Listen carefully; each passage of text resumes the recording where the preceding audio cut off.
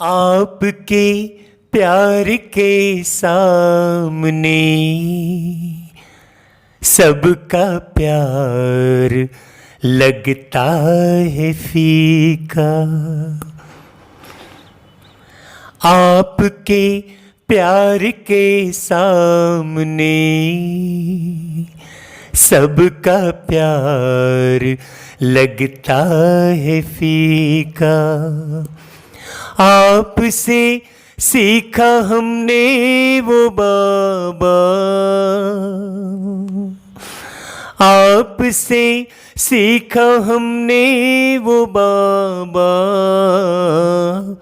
जीने का तरीका। आपके प्यार के सामने सबका प्यार लगता है फीका।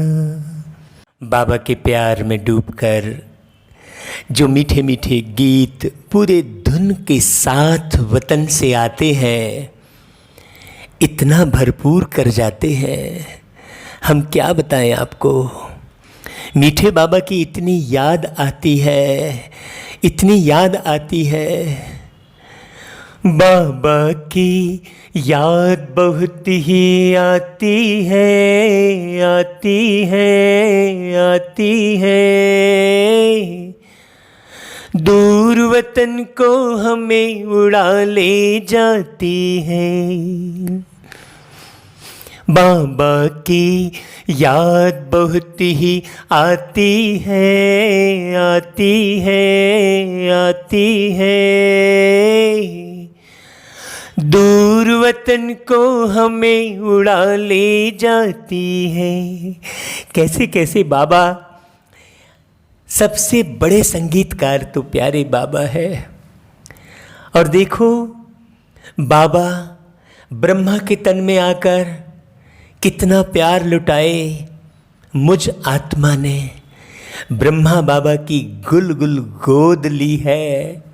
बहुत अच्छा अनुभव है मुझ आत्मा को प्यारे शिव बाबा का ब्रह्मा बाबा के तन में। बहुत अच्छा अनुभव है मुझ आत्मा को दादी के तन में जब प्यारे बाप दादा आते, कितना प्यार लुटाते, कैसे नज़रें घुमाते, हम पर टिकाते, रोक लेते। हमारे ऊपर नज़र बाबा की रुक जाती थी। वो मधुवन का मिलन, वो डायमंड हॉल का बाप दादा के साथ मिलन भुलाए नहीं भूलता है। और देखो बाबा, बाबा जैसा उपकारी इस दुनिया में ना तो कभी कोई हुआ है, ना होगा, ना हो सकता है। बस समझने की ज़रूरत है।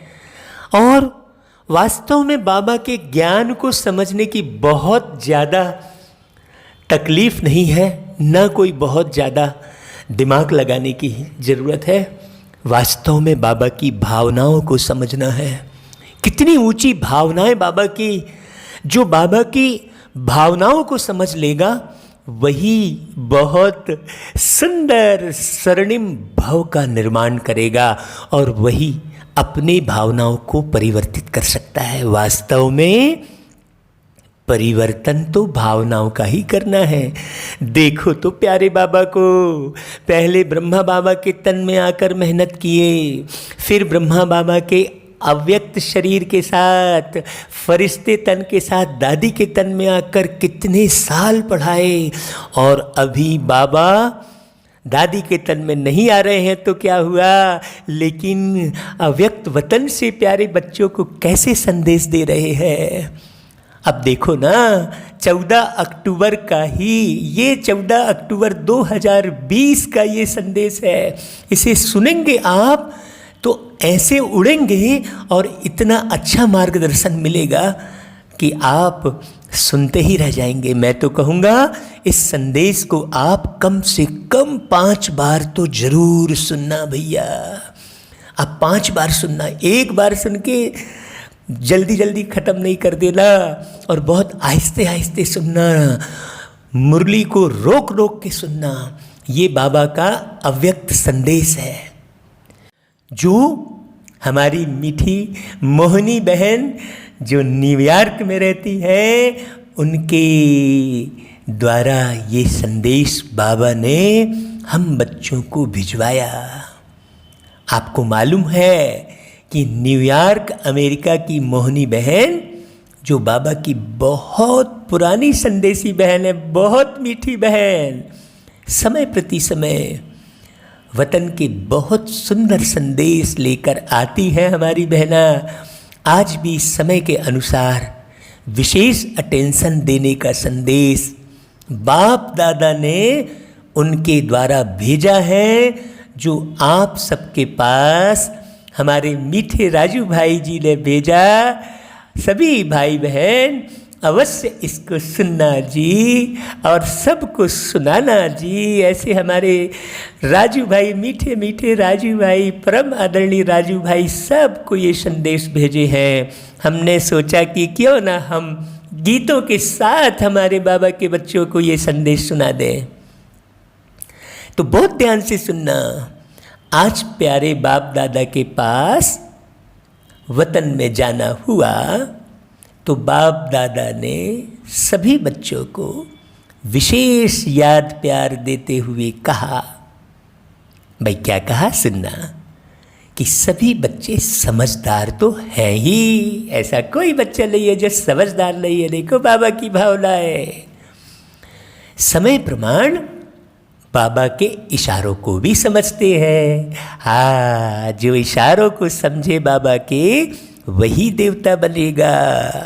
हाँ, शब्द से अलग इशारा मतलब बाबा की दिल की भावनाओं को समझना, चाहे संदेश में चाहे मुरली में, बाबा की भावनाओं को समझना।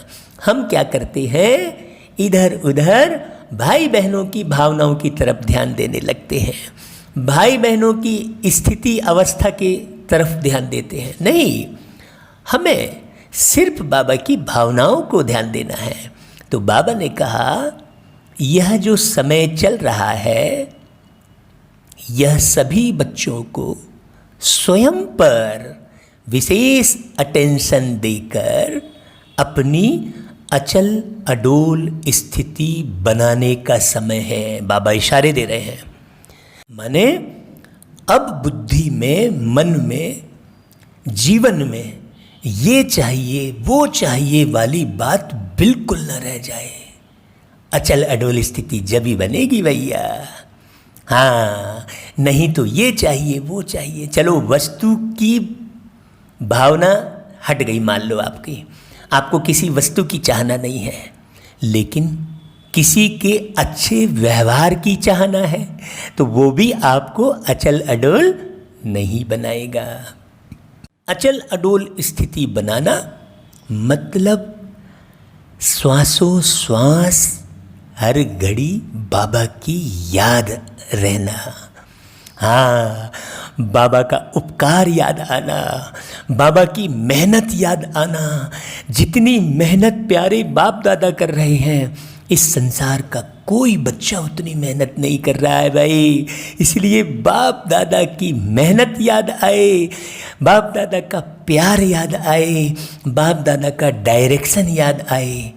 तो बाबा ने कहा कि बाप दादा से जो समय प्रति समय वरदान मिले हैं, वह सभी वरदान स्वयं प्रति और यज्ञ प्रति कार्य में लाने हैं।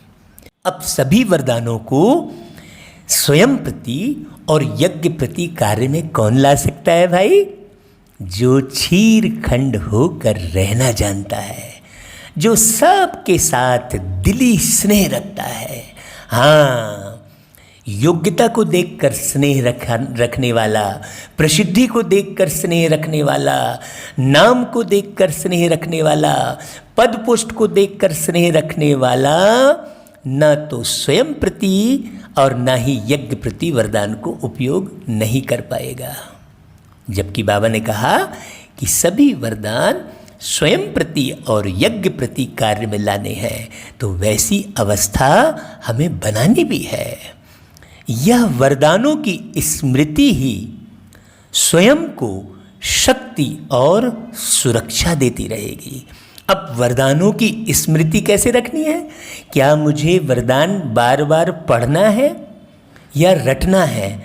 नहीं, स्मृति अर्थात जैसा बाबा ने वरदान दिया है उस वरदानी रूप में हमारा जीवन बनना चाहिए, हमारी जीवन दिखाई देनी चाहिए। बाबा कहता है, बाबा कहते हैं कि जीवन सदा की होती है बच्चे, और बातें तो बदलती रहती है, लेकिन जीवन सदा की होती है। कभी भी किसी व्यक्ति का जीवनांत नहीं होता है।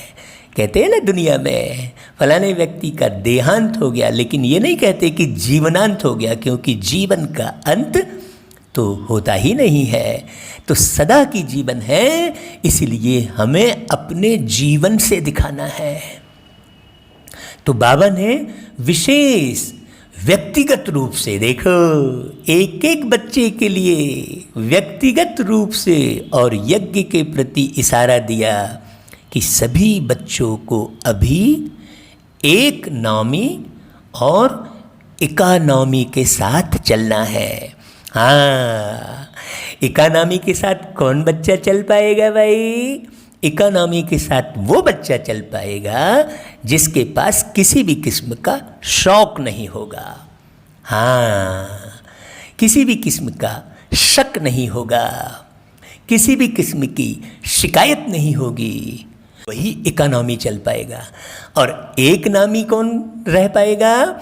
एक नामी वही रह पाएगा जिसकी दिल किसी वस्तु, किसी व्यक्ति, किसी वैभव में नहीं जुड़ी होगी। हाँ, बाबा बहुत प्यारी बात करते हैं। तो जो बाबा एक शब्द कहते हैं उसके अंदर की बात को समझेंगे तभी तो हम उसको फॉलो कर पाएंगे भाई। बाबा कहते हैं, बच्चे इस अंतिम समय में, हाँ, बाबा सावधानी दिए। देखो, ऊपर बाबा ने शिक्षा दी, सेकंड अंतरे में बाबा सावधानी दे रहे हैं। ध्यान देना बहुत अच्छे से। बाबा ने कहा कि इस अंतिम समय में माया अलग अलग प्रकार से पेपर लेने की कोशिश करेगी। हमें उस माया को समझना भी होगा ना भाई। हमने पवित्र रहना बहुत अच्छे से सीख लिया, विषय विकारों से मुक्त होना भी सीख लिया। जब हम बड़े पेपर हल कर लेते हैं ना, तो कई बार क्या होता है कि जब बच्चा परीक्षा हॉल में बैठता है तो बड़े बड़े प्रश्न के उत्तर फटाफट लिख लेता है, फिर बाद में छोटे प्रश्नों की तरफ लापरवाह हो जाता है। यार, हमने तो बहुत सारा लिख लिया, बड़े बड़े प्रश्नों का उत्तर दे दिया, तो अब ये छोटे प्रश्न हमारे लिए क्या है?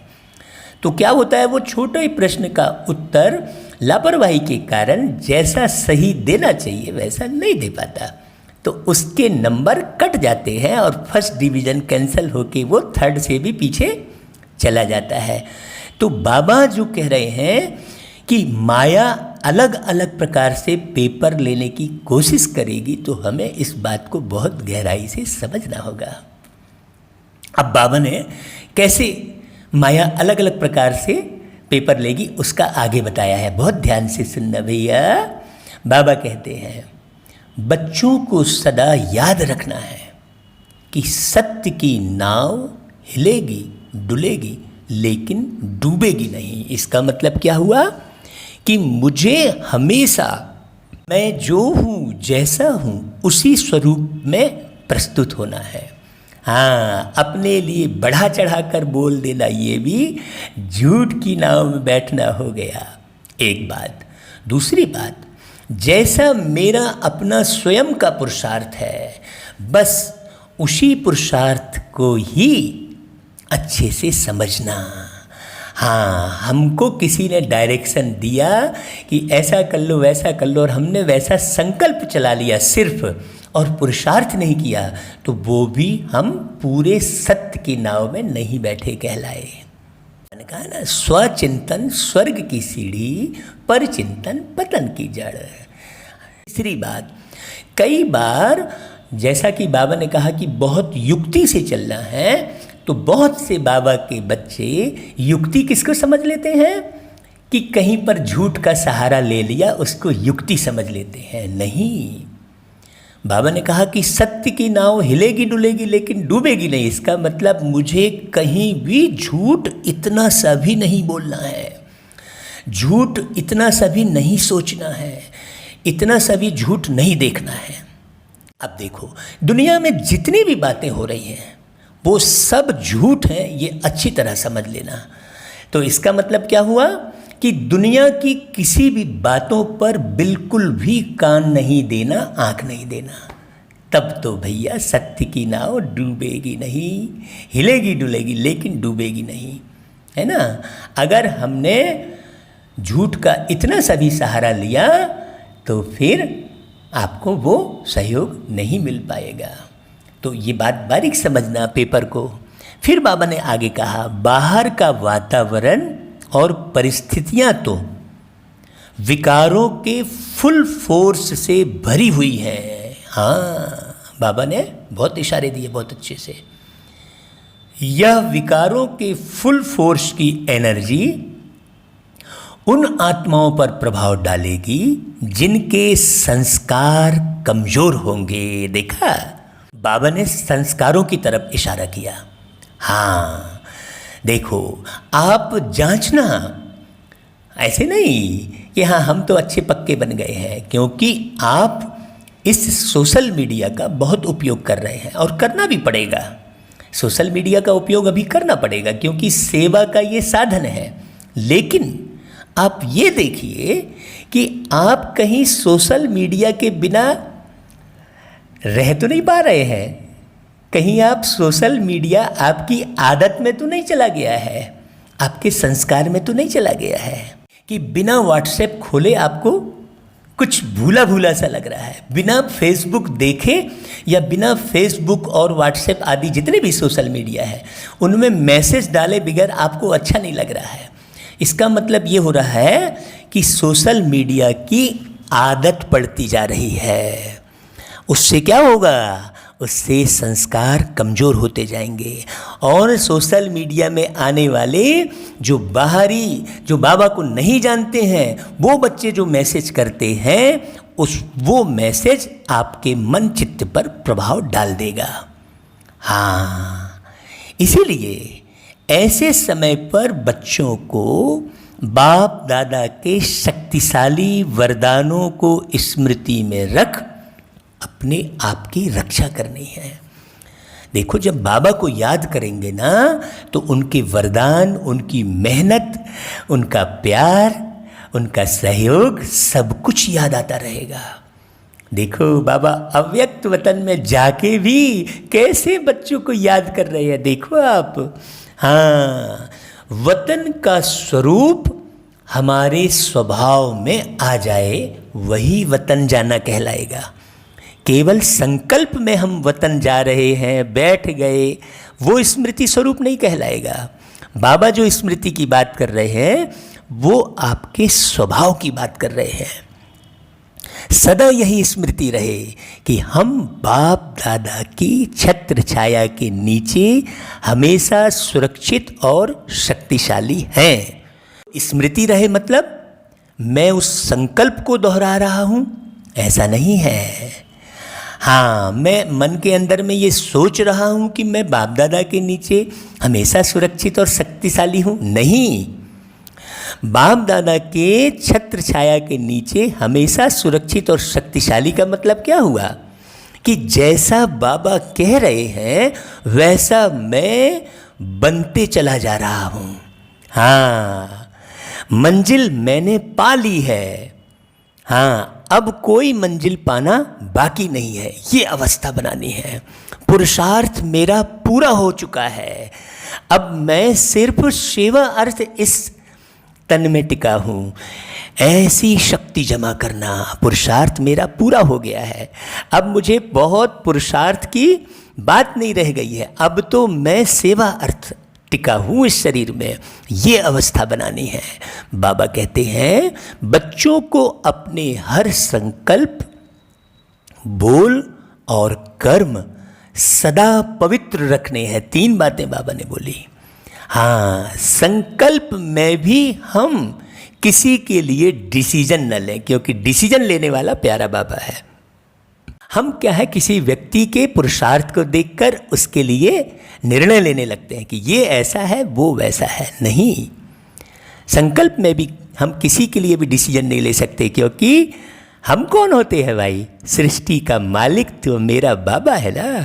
तो हम किसी के बारे में भी अच्छा या बुरा हम कैसे कह सकते हैं? और अपनी बोल है ना भाई, हमारे बोल में भी केवल बाबा के ज्ञान रत्न हो, हमारे अपने अनुभव है हमारे बोल में, हमारी अपनी रिसर्च हो हमारे बोल में, एक एक शब्द की हमने रिसर्च की है, वो बोल हम सबको सुनाए, माने हम मुरलीधर बन जाए जैसा बाबा बोलते हैं। अब आप ख्याल करो, बाबा डायमंड हॉल में आकर जो बाबा के बच्चे डायमंड हॉल में दादी के तन में बाबा से मिले हैं वो बहुत अच्छे से समझ सकते हैं। और यदि आप डायमंड हॉल में माउंट आबू में जाकर नहीं मिले हैं तो आप वीडियो में बाबा को अच्छे से देखें। अव्यक्त वाणी वाली वीडियो आपको यूट्यूब पर जरूर मिलेगी, और वो वीडियो जब दादी के तन में बाबा आते हैं तब आप बाबा के बोल सुनिए, कैसे ढंग से बोलते हैं बाबा। और कई बारी ब्रह्मा बाबा की वाणी भी सुनने मिलती है, ब्रह्मा के द्वारा जो शिव बाबा बोले हैं तो कैसे बोले हैं। तो देखो, वो जब बोल हम अपने बोल से मिलाएंगे वो पूर्ण पवित्र बोल कहलाएंगे। और कर्म, बाबा ने आकर कर्म भी सिखाए आपको। जब दादी के तन में जो बाबा आए और स्टेज पर बैठकर जो कर्म सिखाए, देखना आप कैसे कर्म करते हैं। हम आपको एक छोटा सा उदाहरण देते हैं। बाबा जब दादी को खिला रहे होते हैं कोई भी, तो सब की तरफ ऐसा इशारा करके फिर खिलाते हैं, ऐसा हाथ घुमा के खिलाते हैं। तो ये कर्म बाबा ने एक स्टेज पर रहकर, पूरा विश्व नहीं घूमा, एक माउंट आबू की स्टेज पर रहकर बाबा ने बहुत बड़ा कर्म सिखा दिया। तो जब आप बाबा जो दादी के तन में आते हैं वो वीडियो आप ऐसे ध्यान से देखेंगे, तब आपको बाबा कैसे कर्म करना है, पवित्र कर्म किसे कहेंगे, ये बहुत अच्छे से मालूम पड़ जाएगा। मैंने तो ये एक छोटा सा उदाहरण बताया। ऐसे बाबा के कर्म भी आपको, बोल और संकल्प सब आप देख सकते हैं। बाबा के संकल्प जैसे हैं वैसे संकल्प हमारे होने चाहिए। हाँ, ऐसा नहीं कि हम पुरुषार्थी करे पड़े हैं कि मैं आत्मा हूँ, शांत स्वरूप हूँ, वतन जा रहा हूँ, किरणें आ रही हैं। ये तो एक अभ्यास हो गया, चलो ठीक है, लेकिन क्या बाबा ऐसा अभ्यास कर रहा होगा? नहीं कर रहा होगा। बाबा के संकल्प कैसे है वो ध्यान देना। बाप दादा की गुप्त मदद, ड्रामा का सहयोग, प्राप्त किए हुए वरदान और साथ साथ आदि रत्न आत्माओं के वरदान सदा बच्चों को आगे बढ़ाने में मदद करते रहेंगे। हाँ, जैसे अभी ये कोरोना का प्रकोप हुआ तो वास्तव में ये ड्रामा का बहुत अच्छा सहयोग था हम बच्चों के लिए, था कि नहीं भाई सहयोग? हम थोड़ी डरे। अगर कोई बच्चा डर के घर में बैठा है, कोरोना के भय से घर में बैठा है, तो वो कोरोना से बड़ी बीमारी से ग्रसित है, वो कोरोना से भी बड़ी बीमारी उसको लगी हुई है। लेकिन सावधानी को समझते हुए, सरकमस्टांस को समझते हुए वो पुरुषार्थ के लिए घर में बैठा है। अब उसकी बुद्धि में कोई कोरोना नहीं है। हाँ, ऐसा कोरोना तो एक हम बच्चों के सहयोग के लिए एक ड्रामा बहुत अच्छा बना। तो बाबा ने कहा कि ड्रामा का सहयोग और प्राप्त किए हुए वरदान, अर्थात वरदान जो है बाबा के, और साथ साथ आदि रत्न आत्माओं के वरदान। दादियों की क्लास आप सुने, राजू भाई देखो, हमारे मीठे राजू भाई, हमारे मीठे सूरज भाई, उनकी क्लास को आप अच्छे से सुने, बहुत अच्छे से। हाँ, आदि रत्न आत्माओं के वरदान बाबा ने कहा। आदि रत्न जो बाप दादा के अंग संग रहे हैं, उन आदि रत्नों को बाबा ने याद किया। उसमें ब्रह्मा बाबा, दादी प्रकाशमणि जी, दादी हृदयमणि जी, दादी जानकी जी, दादी रतनमणि जी, ये सब मीठी मीठी जो है, अब सबका नाम हम कहाँ तक लेवे। आदि रत्न आत्माओं के वरदान सदा बच्चों के आगे बढ़ाने में मदद करते रहेंगे। बाबा ने कहा सिर्फ बच्चे अपनी शक्तियों को कहीं भी वेस्ट नहीं करें। हाँ, आप अपनी मानसिक शक्ति को दुनिया के समाचारों में यूज न करें। आप अपनी बोल की शक्ति को दुनिया की बातों में वेस्ट न करें। आप अपनी संकल्प की शक्ति को इधर उधर ना ले जाएं। क्या होगा, कैसे होगा, नहीं, संपन्न बने जल्दी से जल्दी, माने तृप्त हो जाएं हर बातों से। संपन्न माना हर बातों से तृप्त। अब किसी के व्यवहार की आशा नहीं रखें। बाबा ने कहा समय प्रति समय बाप दादा से जो भी शक्तियाँ मिली हैं उन्हें अपने अंदर की कमियों को निकालने में लगाएं। देखा कैसा इशारा बाबा का। देखो, जो भी बाबा से शक्ति मिली है उसे बहुत चिंतन करके बाबा ने अष्ट शक्तियों की बात कही। सहन शक्ति, सामना करने की शक्ति, समाने की शक्ति, सहयोग देने की शक्ति, विस्तार को संकीर्ण करने की शक्ति, ऐसी सब शक्तियां हैं। तो आप उनका मनन चिंतन कीजिए कि मुझ में सहन शक्ति कितने % है, मुझ में सामना करने की शक्ति कितने % है।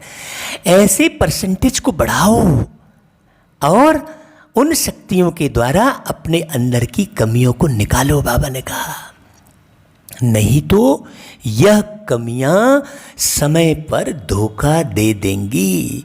हाँ, अब विषय विकार से हट गए, लेकिन आपकी बुद्धि में किसी बहन किसी भाई का व्यवहार बैठा हुआ है, कोई वातावरण बैठा हुआ है, कोई शारीरिक बीमारी आपकी बुद्धि में बैठी हुई है, तो वो समय प्रमाण धोखा दे देगी।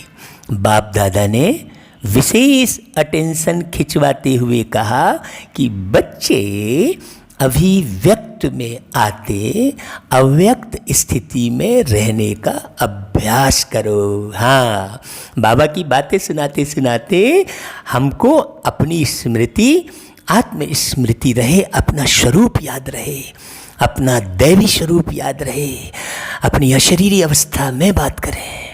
हाँ, इसमें किसी भी किस्म की आवाज़ बदल जाएगी ऐसा नहीं है। हाँ, आपकी आवाज़ तो वही ओरिजिनल रहेगी ना। कोई ड्रामा नहीं है ये, कोई नाटक नहीं करना है। नहीं तो अव्यक्त स्थिति का कोई आंखें नहीं बनानी है। हाँ, किसी भी प्रकार की कोई शारीरिक मुद्रा नहीं है। अव्यक्त स्थिति माना व्यक्त से बिल्कुल परे, मतलब किसी के भी व्यक्त भाव हमें प्रभावित नहीं कर रहे हैं। अगली बात बाबा ने कही, इसी अव्यक्त स्थिति के को और आगे बताया बाबा ने, बीती बातों में ना जाते हुए हमेशा अपनी अंतिम स्टेज पर ध्यान दो। देखो कितनी प्यारी बात बोली बाबा ने। अंतिम सत्य क्या है? अंतिम सत्य यही है कि तुम्हें ये शरीर तो छोड़ना ही पड़ेगा, इसीलिए हमेशा इस शरीर को छोड़ी हुई अवस्था में इस शरीर में रहना। कितनी प्यारी बात है। अंतिम स्टेज क्या है? अंतिम स्टेज ये है कि सब तरफ खूने नाक खेल होता रहेगा, लाशों का ढेर बिछा रहेगा और हम बाबा की याद में रहेंगे, चाहे शरीर में रहकर चाहे शरीर से अलग होकर हम बाबा की याद में रहेंगे। तो शरीर में रहते हुए जब हम बाबा की याद को बढ़ाएंगे तभी शरीर छोड़ने के बाद हम बाबा की याद में रह सकते हैं। तो अंतिम स्टेज पर ध्यान देना नहीं, हम बीती बातों पर ध्यान दे रहे हैं, नहीं। बीता हुआ प्राप्त इस कलयुग का सुख भी कोई काम का नहीं है, बीता हुआ प्राप्त इस कलयुग का दुख भी कोई काम का नहीं है। तो ना तो किसी का दिया हुआ सुख याद करो, ना तो किसी का दिया हुआ दुख याद करो। केवल सुख के सागर, दुख हरता सुख करता बाबा को याद करो भैया, बाबा को याद करो। बाबा की याद में हाँ अपने आप ये स्वर फूट पड़े। हाँ, आप गीतकार नहीं हो, आप संगीतकार नहीं हो, आप कुछ भी नहीं हो, बाबा है सब कुछ। हाँ, अपने को बाबा का बच्चा समझना ये सबसे बड़ी समझ है, सदा अविनाशी खुशी में रहते हुए अपने घर और सेंटर्स को सुरक्षित और शुद्ध रखने के लिए वातावरण को पवित्र और शांतपूर्ण बनाना। हाँ, जब हम परम धाम की अवस्था अपने व्यवहार में ले आएंगे, ऐसा संकल्प ही करते नहीं बैठे हैं, हाँ ऐसा अनुभव करते नहीं बैठे हैं, हम नेचुरल वो जीवन जी रहे हैं शांतपूर्ण वाला, ऐसा बनाना है। हर एक अपनी दिनचर्या ऐसी बनाओ जिसमें कुछ समय बैठकर बाबा की याद का समय हो। हाँ देखो, अब यहाँ पर बहुत बारीक बात है। कुछ समय बैठकर का मतलब क्या हुआ? आप साकार शरीर को बिठाकर बाबा की याद में कितना समय बैठेंगे? नहीं, भ्रुकुटी की कुटिया में बैठे ही बैठे, वो गीत सुना आपने? सुना है? नहीं सुना तो सुन लेना। बैठना कहाँ है? ये भ्रुकुटी की कुटिया में हम बैठे बाबा को याद करते रहे। उसको बाबा ने कहा हथ काढ़े दिल यार्डे। अब संकल्प हमारा इधर भाग रहा है उधर भाग रहा है तो हम बैठे नहीं है ना। बाकी तो अगर आप समझेंगे तो शरीर के द्वारा आप कर्म करते हैं, आप तो भ्रुकुटी में बैठे ही रहते हैं। तो मैं थक गया ये संकल्प नहीं आएगा, संकल्प भी नहीं आएगा कि मैं थक गया भाई मुझे आराम करना है। भाई शरीर थकेगा ना, आप तो बैठे ही हो ना। तो भ्रुकुटी की कुटिया में बैठकर बाबा की याद में रहना है। अब वो देखो दिनचर्या कैसी बनी। कर्म करते तो याद में रहना ही है, लेकिन कुछ समय बैठकर विशेष बाबा की याद में तपस्या करना आवश्यक है। हाँ, थोड़ा तो बैठो भ्रुकुटी के बीच। यही अकाल तख्त है, बाबा ने कहा। जब आप इस अकाल तख्त में बैठा हुआ महसूस करोगे तो आपको कोई काल नहीं खाएगा, मतलब अकाले मौत के शिकार नहीं होंगे। चाहे कुछ भी बीमारी लग जाए, ये गारंटी है। ये बाबा ने बहुत अच्छा अनुभव बताया है सबको। बाबा कहते हैं जैसे हर घंटे में ट्रैफिक कंट्रोल के समय 1 मिनट से 5 मिनट तक बढ़ा सकते हो, या फिर याद के समय को बढ़ा सकते हो। हाँ, बाबा ने कहा आने वाला समय और परिस्थितियाँ अब ऐसी होंगी जो आप में अनेक भाव और भावनाएं उत्पन्न करेंगी। हाँ, इसीलिए बाहर के वातावरण से बिल्कुल अलग हो जाओ। बिल्कुल अलग हो जाओ मतलब अपने मन और बुद्धि से अलग हो जाओ, किसी को पता भी ना चले कि ये वातावरण से अलग हो चुका है। ऐसे समय पर परिस्थितियों को स्वयं पर हावी होने नहीं देना, उनका प्रभाव अपनी भाव और भावनाओं पर ना पड़े, इसका विशेष ध्यान रखना। कैसे बाबा का प्रेम पत्र है ये देखो। किसी भी परिस्थिति में प्रभावित नहीं होना। हाँ, भले अभी ऐसी स्थिति है, स्थिति का प्रभाव तो नहीं पड़ता, लेकिन किसी के व्यवहार का प्रभाव बहुत जल्दी पड़ता है। इस पर विशेष ध्यान देना, विशेष अटेंशन रखकर अपनी भावनाओं को हलचल में आने नहीं देना। तो विशेष अटेंशन कौन रख पाएगा भाई, और अपनी भावनाओं को हलचल में कौन नहीं आने देगा? जो बाबा की भावनाओं को समझेगा। ऐसे प्यार भरे इशारे देते हुए बाप दादा ने देश विदेश के सभी बच्चों को विशेष याद दी। अच्छा भाई, ओम शांति। ये जो वीडियो है ये सभी बच्चों को बिल्कुल निस्वार्थ निर्विकार भाव से भेज देना भैया। किसने सुनाया है ये नहीं भेज सोचना, हाँ किसने बताया है ये नहीं सोचना, बस बाबा की सेवा है, अच्छा है और भेजो इसे सब तरफ, ताकि सबको बाबा के जो इशारे हैं, जो संदेश है, सबको अच्छे से क्लियर हो। जब तक बुद्धि क्लियर नहीं होगी तब तक अंत समय में बाबा की टचिंग नहीं हो पाएगी। इसलिए बुद्धि को अभी एक एक बात को समझकर क्लियर करना है। हाँ, क्योंकि जब तक हम एक एक बाबा के जो बातें हैं उनके अर्थ को नहीं समझेंगे तब तक बुद्धि क्लियर नहीं होगी, और जब तक बुद्धि क्लियर नहीं होगी आपको अंत समय में बाबा टचिंग भी देते रहेंगे तो आपकी बुद्धि क्लियर नहीं रहेगी तो आप टच कैसे कर पाएंगे।